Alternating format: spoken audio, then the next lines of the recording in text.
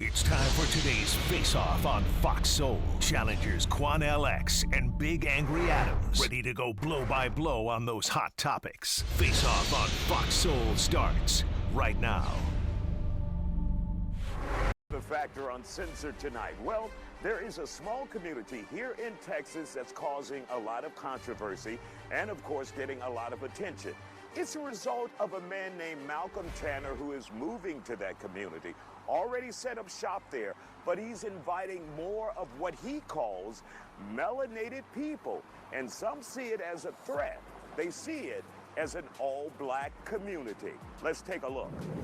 And joining us here on The Factor Uncensored to discuss this topic, we have with us Dr. David Branham from the University of Houston downtown and political analyst Dr. Dietrich von Bietenfeld. Now, we're talking about Attorney General Ken Paxton filing a lawsuit against Malcolm Tanner, who's originally from Indiana, saying he is deploying a political takeover Lovington County, preparing to call it Tanner County. He's inviting all of these black people there. So what exactly is Ken Paxton concerned about when it comes to Malcolm Tanner? Well, the purported reason for the lawsuit is sanitation and the lack of established facilities, the strain on the infrastructure.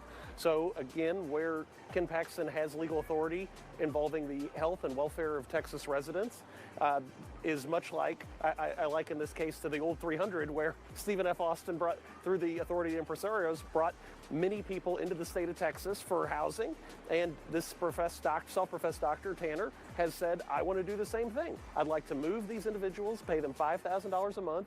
This county has a lot of wealth from the Permian Basin, only 64 residents, over 60 million in the coffers, so that's about $1 million per current resident available for this individual. In this round, here's Quan LX.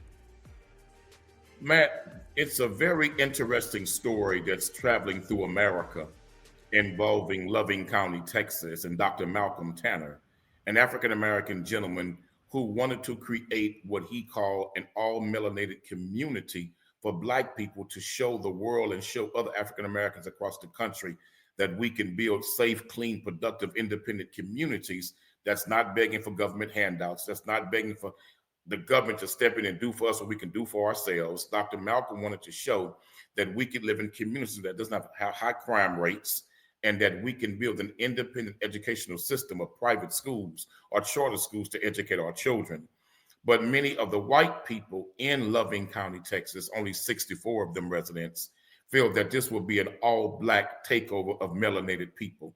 It is true, he's calling and asking melanated brothers and sisters, Black people, to come into Loving County, Texas, if they meet the standards of the overall vision of that community and work with him to build and establish a Black community. But he is not, and I want to make this crystal clear. I spoke with Dr. Tanner. I spent some time with him in a deep dialogue. He is not making it exclusively only for just Black people, but he wants to target African Americans to show that we can produce an environment that's not high in crime rates, that our illiteracy rate among our children is not through the roof, and that we can independently build for ourselves. And he chose Loving County, Texas, because it fit the demographics, the area-wise, being so isolated and underdeveloped as a place to do that. And so many of the whites in the area have just straight up said, even in the Houston Chronicle report, that they feel that this is about replacement, that they're being replaced with the Black people coming into Loving County, Texas. Well, as usual, you have intentionally, because I think you're an intelligent man, told half the story in an effort to push a narrative that is slightly dishonest, but that's why we're here, right? So Loving County, I think the population is actually around 43.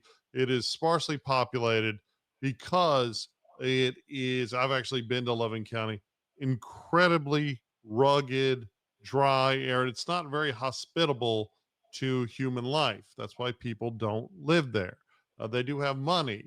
You said they didn't want to exist on handouts, but it's Dr. Tanner's pretty open that he targeted Loving County because of the wealth of the county, because there's a lot of natural gas in Loving County, and that if he took over the county government, he would have access to that wealth and then would distribute it to the melanated people that he brings down. So it is all about handouts, right? It's all about getting access to public money and handing it out. So, and the problem that some people are having, despite your little, well, it's just not about black people. Yeah, it's about not white people, right? That he is excluding them from his invitation. You know, I'm always very wary of people that call themselves motivational speakers, right? Because you're not going to hear honesty. I think the same math applies a lot of times for people on TV, right? Most people on TV have to make their entire living on TV. So we hear a lot of extreme voices from people that have to build an audience to get a check. Now, fortunately, you and I don't have to do that. We don't need the television check to have nice things. We have other jobs, but he is most certainly targeting Loving County, wanting to take it over, wanting to get access to public funds to give handouts, right? You talked about, oh, we don't need a high crime area. We want to educate our students. Hey, that's all great, right? And it's unfortunate, it's heartbreaking that it is right now in America the exact opposite of what we see in densely populated African American communities, not African communities, not immigrant communities, but people from Africa. But in African American communities, we see an overwhelming amount, even in like middle class, we see an overwhelming amount of violent crime, and we see very poorly performing schools. You know, and it's obviously an issue that America needs to address, and that we need to find out what the issue is, because the issue is not skin color, right? Because you don't see those same issues in African migrant communities to anywhere near the same. In fact, you have tremendous levels of education. So clearly, there's some sort of problem. And Dr. Tanner, if you listen to his motivational speeches, uh, you know, he wants to address that problem. I give him complete credit for that.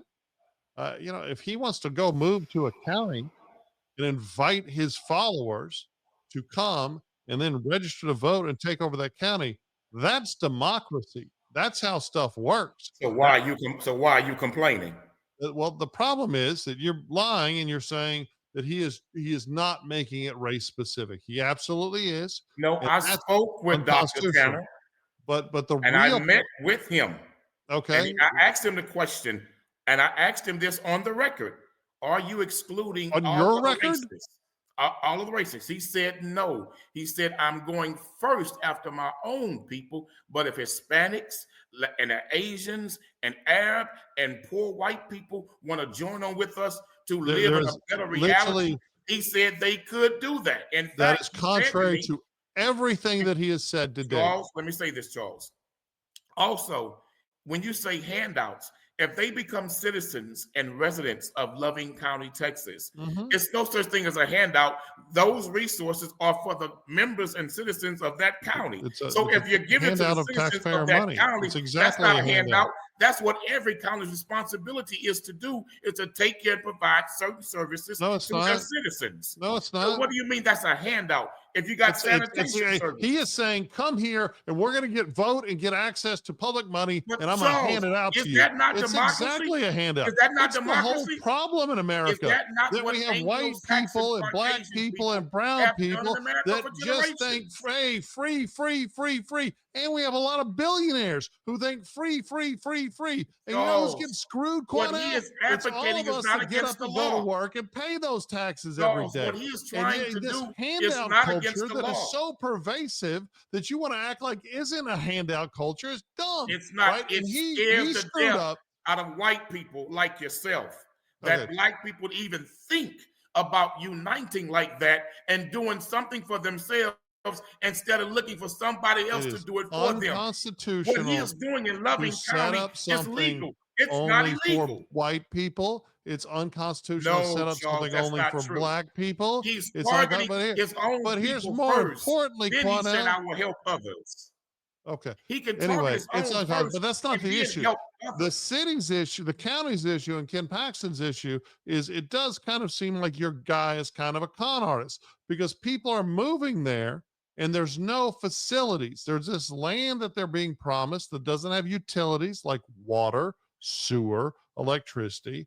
and people are living in that dangerous they're willing squalor, to and they're build, that being they're willing lied to work, build, to and get out there. establish. I mean, at the very least, they're being promised things that aren't being delivered Charles, that's immediately. not true. He has It's built a school. absolutely true. Have you He seen has a pictures of school. how these No, people are living? he has Have built a you seen the school. interviews of the people that are Charles, out there? Charles, he has built a school. He has built over 14 homes already, Charles. And let me say this to you, Charles. So why are people living If in tents and RVs without sewer and water? because remember, they're working together to build those homes. They're pulling their resources to build those Okay, homes. but if it Charles, violates that's what the is that not what the codes white of the county, pioneers did? then Is that then not what it's the Asians illegal. did? Is that not what the Italians and the Greeks did coming into America? They all started from nothing and built something. What's wrong with black people doing that today? Because they Okay, want to well, get away from apparently high it's crime in areas. They violation want of to get away from codes. bad schools. And if there are violations of already established building codes and rules of Loving County in the state, then you get in trouble. It doesn't matter if it's a white person doing it or a black person doing it or a brown person doing it. You have to build things to code. You This cannot is targeting encourage them people to come live because in they're bringing squalor, in and you black can't people have a that they're afraid may take race-specific over that community in county. America. Charles, Right? they're afraid that You know, black people take over so the would you county. be okay with white people doing that? Like, They've already done it. oh, How many sure. all-white neighborhoods do you have in America? Exclusive white communities. How many Okay. all-white schools with maybe Well, you don't have 1% any, or Quanell, 2% black population in a high because school it's and elementary school? illegal. You Right got there. tons. There are places for America is just more rich segregated today people that than they what it was 40 walk years off. ago, Charles. Right? I mean, you live in an incredibly white community, suburban community, right? I Charles, don't, but let me you do. let me But correct you, it's not Charles. that you're not allowed to Charles, go there, hold on, Quanell. You Charles. just got to have a big stack of Charles, money to live there. Let me say this, Charles. There's absolutely nothing wrong with a people coming together saying, look, we're tired of the bad schools. We're tired of the political correctness in the schools. Of course And not. that's what he said. He Well, said there's not anything wrong with that. he But said when you he say said he said only he for said he wants to build melanated schools. people, that's where you Charles, get into a he problem. said he would start with melanated people first, and then No, he others didn't. who want to join can reach out to him, Charles. Let me say this to you. As No, a he black didn't. man, you cannot start trying to do things for others what you're failing first to do for yourself and your own community. As Charity a starts home at home builder, first, you then it can't spreads say abroad, it's Charles. only for people of one color. As I a home disagree with you. builder, That's not what he yeah, said to as me. a real estate prospector, you cannot encourage people to come live in squalor without electricity let me say and this. water and sewer. People live off the grid around America, all over America, quote unquote, Okay. living off the grid. But when black folk want to live off the grid and build for themselves and develop, white folks are terrified now because they may gain access to resources. I'm not terrified. I mean, I That's think the what number he's one doing thing makes a lot of that sense. they don't want black people in America to have access to government, county, and state resources that we legally would have a right to. So now we're agreeing that it's all about handouts?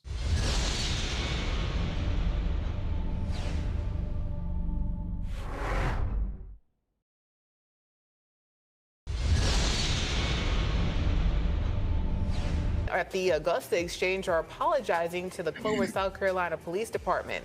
That's after an officer says he experienced racial discrimination. Tina Terry spoke to the officers about their experience. I was kind of humiliated and embarrassed, at the whole situation, because it seemed like it was a racial issue to me. Clover Police Sergeant Tracy Reed had that experience at a Chick-fil-A restaurant in Augusta, Georgia, while on a work trip a few weeks ago. He and 3 other CPD officers, all of them white, went into the restaurant for breakfast. We all came into the restaurant together, we rode together, came in the restaurant together, all had the same uniform on, stood in line together. There was never a time that we were not together while standing in line. They say all 3 white officers were offered a complimentary meal, which they say is often offered to law enforcement at the popular restaurant chain. But when Sergeant Reed got to the register, he had to pay. He said he had to pay for his meal, and it infuriated me. And I told him, I said, "Do you want me to go say something?" And he's like, "No, I don't want you to cause a scene." But I could tell by the way he looked that he just looked down at his plate and he looked really embarrassed and humiliated. which really made me mad. Eventually, Reed wrote this letter to Chick-fil-A corporate demanding the chain retrain employees at the Augusta location and strengthen corporate-wide policies on compliance with civil rights laws. But Reed and the other officers were not satisfied with the response from the Augusta store manager, which included 2 cards for free meals. They said that it was perceived. In this round, here's Charles Big Angry Adams.